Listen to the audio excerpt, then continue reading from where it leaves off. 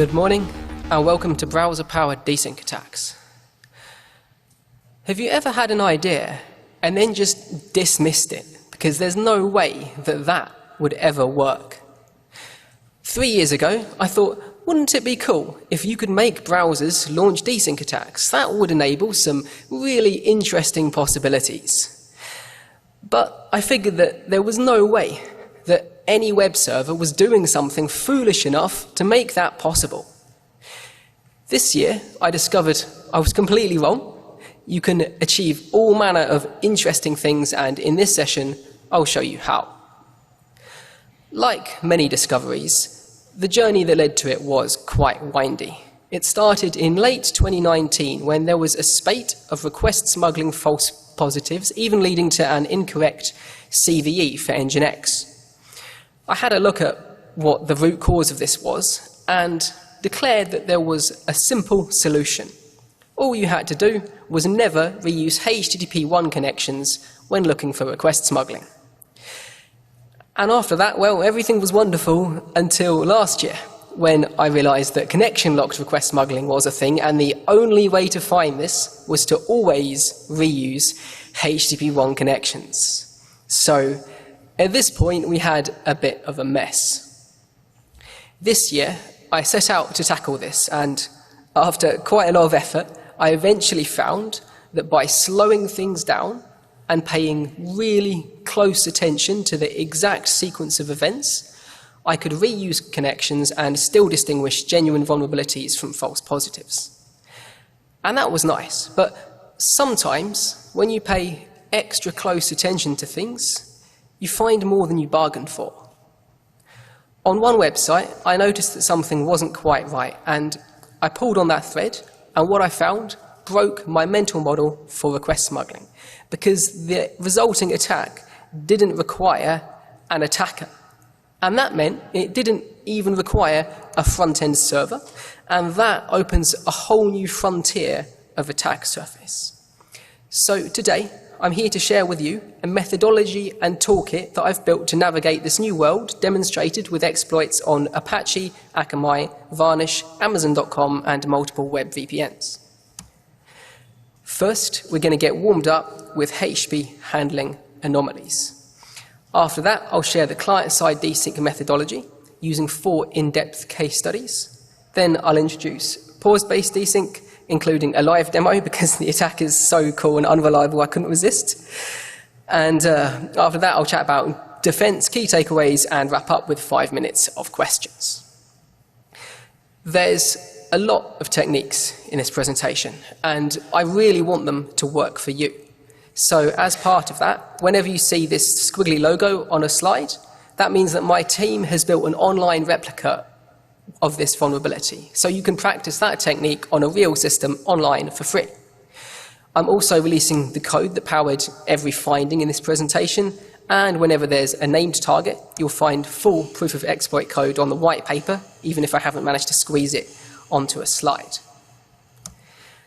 We're going to start with a series of 6 esoteric vulnerabilities that directly led to the discovery of client-side desync attacks, and are also really quite valuable in their own right. But first, there's something I need to tell you. The request is a lie. HTTP requests are a really useful abstraction. But in HTTP1, this abstraction is incredibly weak, and the harder you try to cling on to this concept of a request, the less sense the techniques are going to make. So at all times, just bear in mind that all we're really doing is sending a stream of bytes to the server. And what the server does with that is up to it. For example, if you believe in requests, it's all too easy to forget about HTTP connection reuse most of the time, because HTTP is supposed to be stateless. But sometimes state just finds a way to creep in. Take this website that I found. They had a reverse proxy, which was set up to allow me to access sites intended to be public and not to let me access private sites on their internal network. But it was only validating the host header of the first request on each connection. So by sending a legitimate request followed by my request to access an internal system, I got access to that internal system. Now, fortunately, this particular bug class is quite rare, but there is a more common variation, which I'll call first request routing. This is when the front end looks at the first request to work out where to route it, and then just passes all subsequent requests on the same connection straight through to the same backend. This behavior by itself is not really a vulnerability, but you can use it to hit any backend with an arbitrary host header, so it can form part of an exploit chain. In this example here, I want to hit the backend with a poisoned password reset header to generate a poisoned email. But if I try and do that directly, it doesn't work, because the front end won't route it to the right backend. But once again, just by prefixing my attack with a genuine request with a correct host header, I can hit that backend, generate a poisoned password reset email, and hopefully hijack someone's account. So hopefully that technique will become useful for you. But there's also a broader takeaway, which is that sometimes it's good to peel away these abstractions, because they can hide behavior that's really quite important. Now, you know the deal with request smuggling, right? You make the front end and the back end disagree about the length of the message. You use that to apply a malicious prefix, shown in orange, to the victim's request, and that makes bad things happen to the victim. And to make that length disagreement happen, you usually obfuscate the transfer encoding header to hide it from one of the two servers. And so I was a bit puzzled when I found you could trigger really suspicious behavior on quite a few websites using AWS's application load balancer using this HTTP2 request. If you look at this request, you might wonder where the attack is, because it's a legitimate request. It's specification compliant, and there's no obfuscation in it. There's really nothing sketchy going on here, and yet this was triggering some really shady behavior. And after doing a bunch of investigation, I discovered that what Amazon was doing is they were downgrading this request to HTTP1, and when they did so, for some reason, they were adding a header that said this message was chunked. Now, I'm genuinely not sure why they were doing that, but my best guess is that it's because browsers always send a content length header even when they're using HTTP2, even though it's kind of pointless when you're using H2. So Amazon ended up with some logic that said, well, if the request doesn't have a content length header, I guess it must be chunked. So using that, just by changing the payload I sent slightly, I could trigger an exploitable desync on a whole bunch of websites. I reported it to Amazon. They fixed it pretty fast. But the main thing was, this taught me something really important, which is, for request smuggling, you don't always need header obfuscation or ambiguity. All you need is a server taken by surprise. We'll come back to that later. Now let's take a closer look at the connection-locked HTTP1 request smuggling issue mentioned earlier. To confirm regular request smuggling, all you need to do is send 2 requests and confirm that the body of the first request affects the response to the second, as shown here. And this works great, provided you send those 2 requests over separate connections. If you send them over the same connection, you've got a problem. So here we're sending and receiving exactly the same bytes, but we can no longer tell where the front end thinks the message ends, and therefore we can't tell if this system is really vulnerable. The solution to this is to realize that the bytes that you get aren't the only information that you have available. You also have timing information. If the front end thinks that this initial message is chunked, that means it's actually starting to generate a response before we send the orange payload. So, before sending the orange data, you can pause and do a read on the socket and see if you've got a request back from the server, and if you do, that tells you that the front end is treating this message as chunked. It's not using the content length, and therefore you can bail on the attack, because it would just be a false positive anyway. Meanwhile, if your read attempt hangs for several seconds, that shows that the server thinks the message hasn't finished yet, and therefore it must be using the content length, and as long as the rest of the attack pans out, must be vulnerable. So I automated this technique. It does work. I went scanning with it and found a bunch of systems, including one that was slightly funny because they were using Barracuda's web application firewall in front of IIS. And they were vulnerable because of the web application firewall. And what's more, Barracuda had actually already issued a patch for this vulnerability, but they hadn't flagged it as a security fix. They just said it was a bit of a hardening measure, and as such, the client hadn't bothered to install it. As usual, though, the best desync that technique found is the one that initially made the least sense. After extensive testing and refinement, it looks like this. Now, there's two things to unpack here. First off, as you can see, the backend server is completely ignoring the content length of this message. So that means this is something you could call a CL.0 desync, which is a rarer attack class that's not detected by any public black box tools currently. Secondly, well, why is the backend server ignoring the content length? There's no reason, right? They're just ignoring it because they feel like it. And it had never occurred to me that that might happen, and that has serious consequences. Finally, this left me wondering, given that I found this vulnerability here by accident, well, how many more sites will I find if I go deliberately looking for this issue? I'm pleased to say the answer is quite a few. For example, on Amazon.com, they ignore the content length if you do a post request to the path /b. Using that, I was able to trigger a proper server-side desync, and I made a proof of concept which stored random users' requests inside my Amazon wishlist. So I send the attack a few times, load up my Amazon wishlist, grab some random person's credentials from their request, and I can access their account. So I reported this to Amazon. They fixed it at some point, and then I realized I'd made a terrible mistake.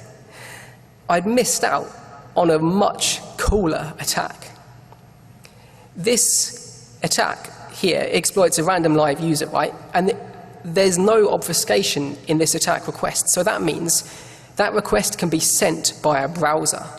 So if instead of doing the wish list thing, I'd used the head technique to execute JavaScript in the victim's browser, I could have made every user that got hit by this spread the attack to 10 other users, effectively making a self-spreading desynchronization worm and compromising every active Amazon user with virtually no effort on my part.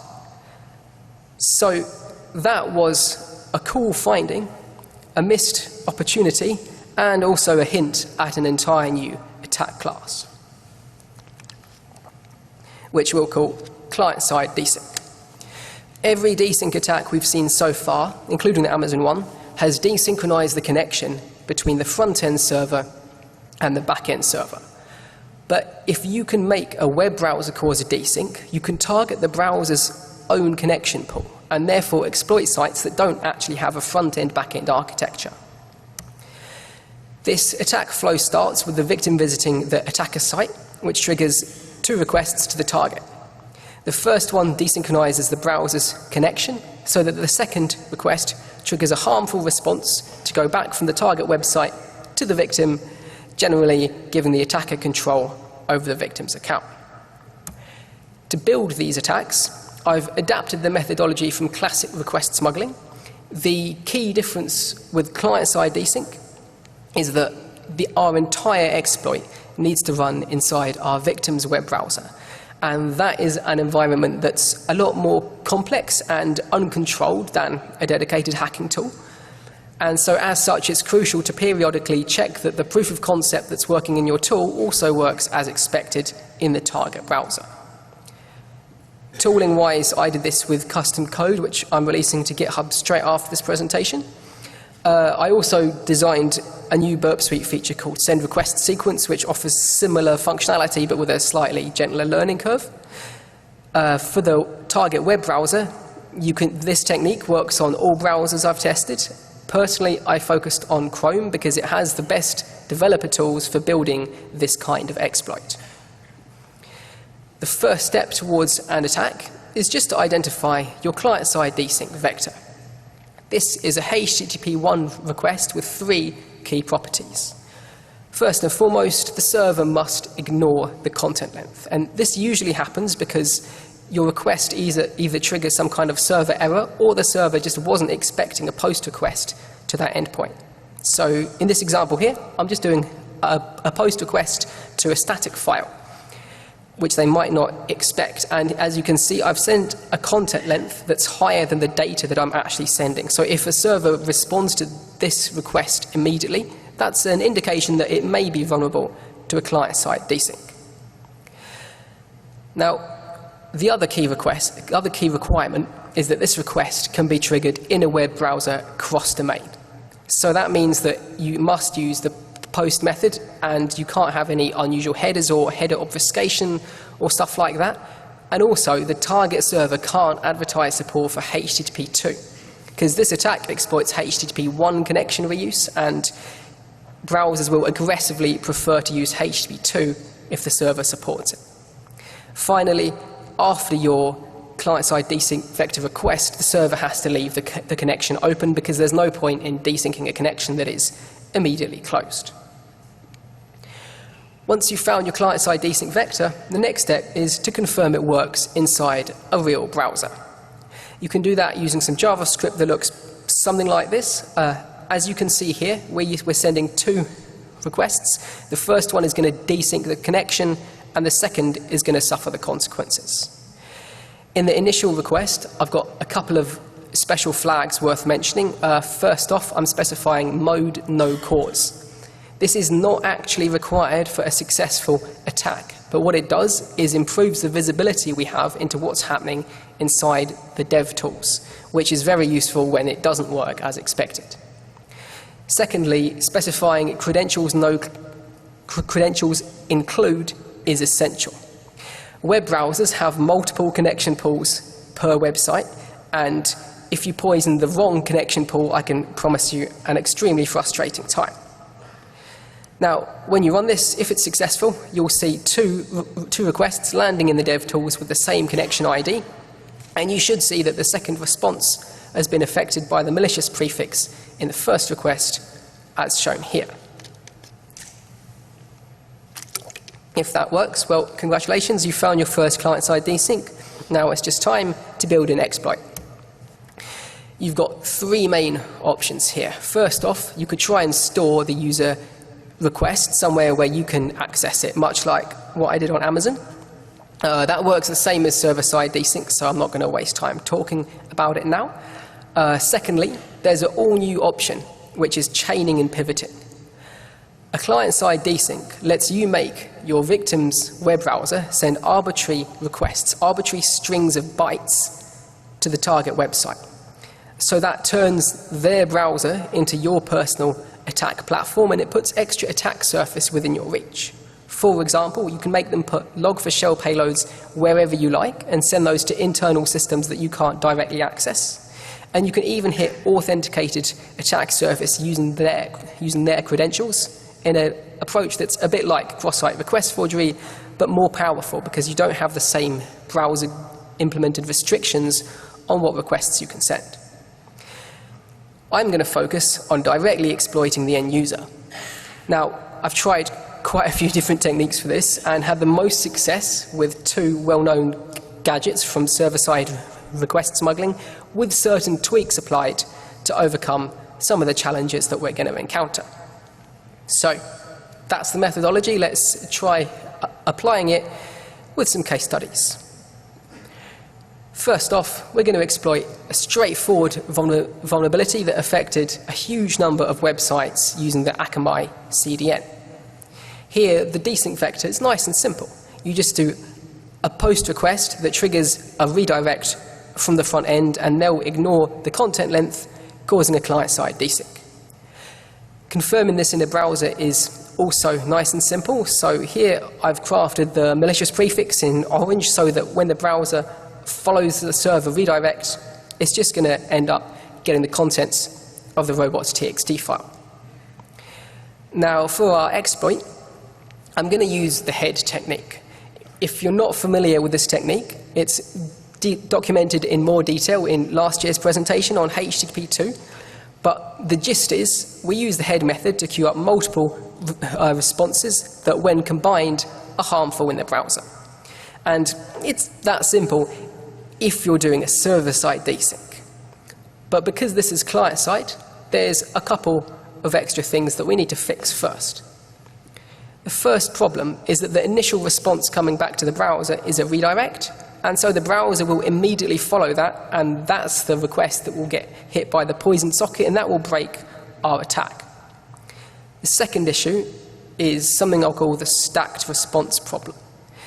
Whenever Chrome reads in a response from the server, it deliberately does a little overread on the TCP socket to see if the server has sent more data than expected.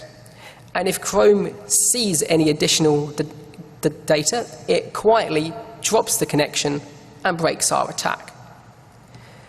Fortunately, we can fix both of these issues fairly easily on this target. So you can fix the stacked response problem by adding a cache buster to the request, which means it causes a cache miss on the front end, goes all the way to the back end, and that incurs such a big time delay that by the time it gets back, Chrome has already done the overread and therefore hasn't seen it, and the exploit works.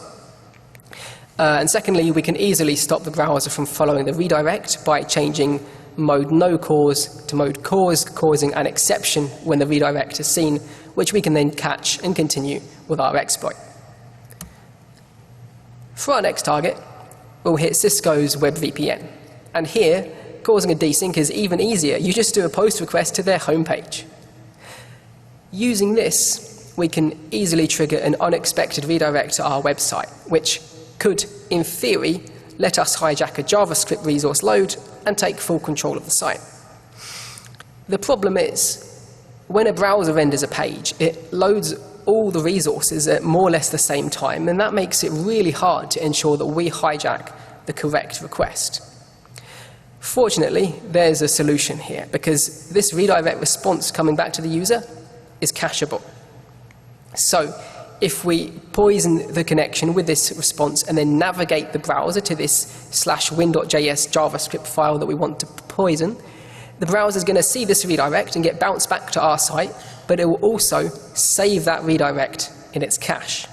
So when they land back on our website, we can send them on to the login page on the VPN, which then tries to import that JavaScript resource and ends up loading the poisoned version from the cache and gives us full control of that page and hopefully their password. So I reported this to Cisco, and they didn't reply for a while, and then when they did, they said actually they're going to deprecate this product, so they're not going to bother fixing this issue. But to their credit, they are issuing a CVE and an advisory for it. Next up, we're going to hit the main website of VeriSign. So on this website, you could trigger a desync using a URL encoded /. Once again, I don't really know why, but unfortunately that wasn't the only thing a bit unusual about their setup. For reasons that I sadly don't have time to explain, to get a working exploit, I had to send a head request with an incomplete chunked body and then tune the size of the follow-up request so that it's slotted inside that trailing chunk.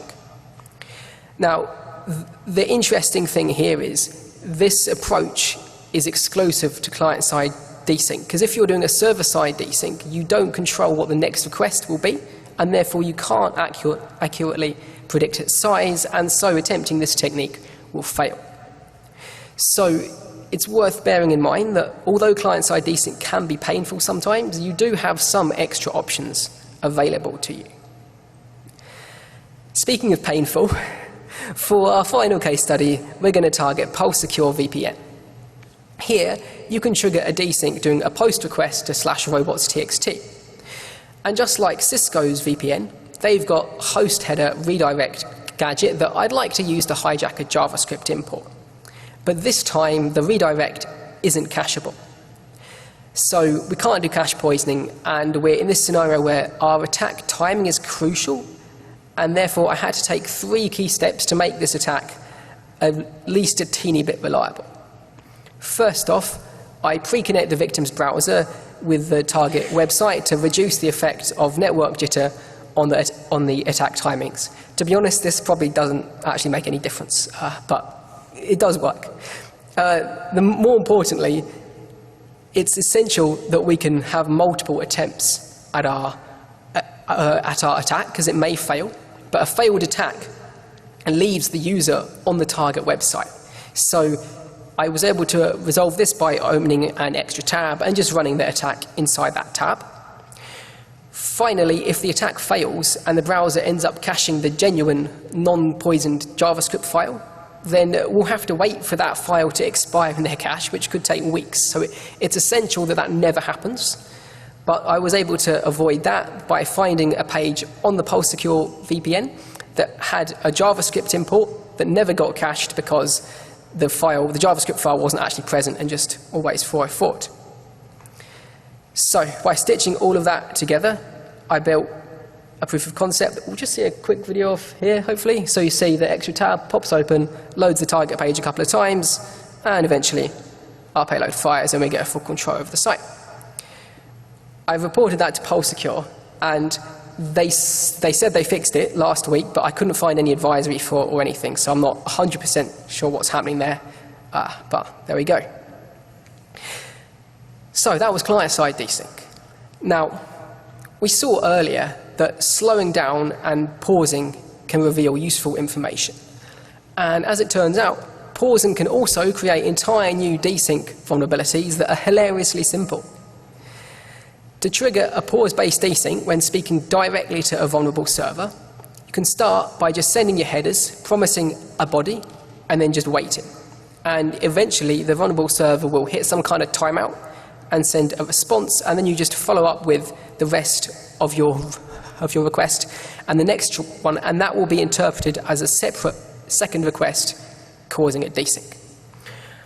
I initially found this behavior on Varnish through an extreme fluke. It was multiple different bugs in my code combined that made me find this. And once I realized this was a thing, I went looking for it and found that it also works on Apache. It seems to tend to happen on an endpoint when the server is generating a response itself instead of forwarding the request to the back end or handing it off to the application layer. Now, this single vulnerability enables two completely different attacks. First off, let's use it to cause an old-school server-side desync. For this to work, you need a vulnerable server like Apache as a backend and a front-end server that streams the request. Specifically, it needs to forward the request headers without waiting for the entire request body to arrive. Now, what you do is, well, you send your request, you promise to send more data, and then you wait for this timeout to happen, as before. But we don't necessarily, but the front end may not actually read in this timeout response and pass it on to us until it's seen us send a complete request. So what you need to do in practice is send your headers and then pause until you think a timeout has probably happened on the back end, and then just continue unprompted and send the body and the follow-up, which should trigger a poisoned response. I've updated the Turbo Intruder tool to add a couple of different ways of saying where you want to do this delay and how long it should wait for before sending the rest of the request. So you do this, and that's it. You've got a nice server-side desync. At this point, well, you might be thinking, well, that sounds really nice, but what front ends actually stream requests like this? Well, I just found out yesterday that this is much more common with HTTP2, but that's not what I was looking at when I did this research. In this research, I found it works on Amazon's application load balancer. But there's one extra catch. They've got a defensive measure called early response detection. If they see a response come back from the back end before the request from the client is completed, then they'll bin the connection and our attack will fail. I mean, trash the connection, sorry. Fortunately, this is designed to prevent bugs rather than actual attackers, from what I can tell, so it's really quite easy to bypass. You just need to identify the back-end timeout and then make the orange payload hit the front end in the time window between the back end generating the timeout response and the front end seeing it. This attack may require a few attempts, but it's ultimately worth it. There's one final catch you may encounter, which is quite a lot worse. This is when the front end and the back end server have the same timeout configured. On application load balancer, that creates a race condition within a race condition that we need to hit, which makes life really painful. I thought it may be possible to reset the front end timer without resetting the back end timer by sending some data that the front end sees but then normalizes and doesn't send on to the back end, but nothing I tried actually worked. Eventually, I just gave up of trying things, and I was like, you know what, I'm just going to set a vanilla attack running and just leave it going and just forget about it. And 66 hours later, it was successful. So this is one for the patient. So that was server-side pause-based desync. That just leaves us with one final question, which is there such a thing as a client-side pause-based desync? Now, I couldn't find any way to make a browser pause halfway through issuing a request, but SSL and TLS don't stop attackers from delaying your traffic. So there is a potential attack. The attacker triggers a request in the browser that's really big. It gets split into multiple packets, and if the attacker can delay the right packet, that can cause a pause-based client-side desync. Good, I've got time. So that might sound a bit theoretical, but this is Black Hat. So I've made a proof of concept that uses this technique on a default Apache-based website to execute arbitrary JavaScript and kind of break TLS. In the victim's browser, the attack code looks kind of like a normal client-side desync, except I've injected tons of padding so the request gets split into multiple packets. On the attacker's middle box, I've just used the following code to implement the delay. It just says slow down traffic by 60 seconds if it's going to the target website and it's in between 700 and 1,300 bytes in size. This demo is not the most reliable because it's based on how the browser decides to split the packets up, but it works most of the time. We'll see what happens. So, good, cool. So on the victim side, I'm just going to SOX proxy the victim through a box on Amazon that's being manned in the middle, just so the local network doesn't mess things up too much. And here I'm just connecting to the attacker machine. Let's have a look. All right, so you can see the code I've got here to slow down the packets of a certain size, and the only difference from the slide is that I've changed the vulnerable website timeout from 60 seconds, which is the default, down to 5 seconds so that the demo doesn't take ages. So I'm only injecting a 6-second delay on the packets. Now, I've just launched TCP dump on the attacker system, and if the attack is successful, what we'll see in TCP dump is a few packets going through and then a particular large packet being resent by the browser multiple times, because the browser knows that it hasn't reached the server yet and it thinks it might have been dropped. But the attack is actually just slowing down all those packets, and it will eventually let them through. And if everything works, that will cause a server-side desync and cause a nice alert box to pop up in the browser. So let's see if it works, shall we? Okay, we can see one packet's being resent a bunch of times here, so any second now in the browser, hopefully, there we go. Excellent. Cool.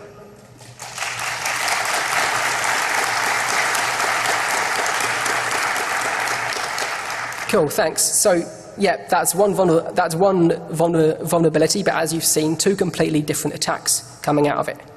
We can skip my backup video because it actually worked. So, hope you enjoyed the demo. That was the final attack of the presentation. So let's talk about defense. These attacks, almost all, exploit HTTP 1. So if you can, use HTTP 2 end-to-end. If you can't use it end-to-end, I would not recommend doing HP downgrading from H2 to H1 because that introduces extra risks. The second point is, and I'm genuinely not sure what other people are going to think about this, but honestly, it's really easy to make a HTTP 1 server, and it's really hard to make a secure HTTP 1 server. So my advice would be avoid coding your own HTTP 1 server if you can. That said, I think software diversity is a great thing. So here's some advice if you're a server maintainer and you want to harden your server or patch an existing client-side desync vulnerability. There's a bunch of further reading available. The 3 key things I would suggest are check out the white paper, that's the top link, have a go at the online labs that we've made to get some practical experience, and then try out my code to scan and find and exploit some real vulnerable systems. Feel free to chuck me an email to let me know how it goes. There's also a presentation this afternoon that is kind of related to this one actually, so you might want to check that out. The 3 key things to take away are the request is a lie, HTTP 1 connection reuse is harmful, and all you need is a server taken by surprise. I'll take about 3 minutes of questions now. If you have any more after that, feel free to come and chat to me at the back or just chuck me an email. Don't forget to follow me on Twitter. Thank you for listening.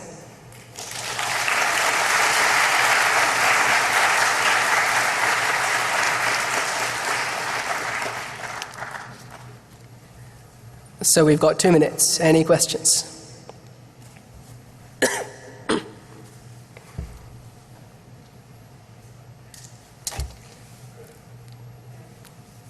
All right, thank you.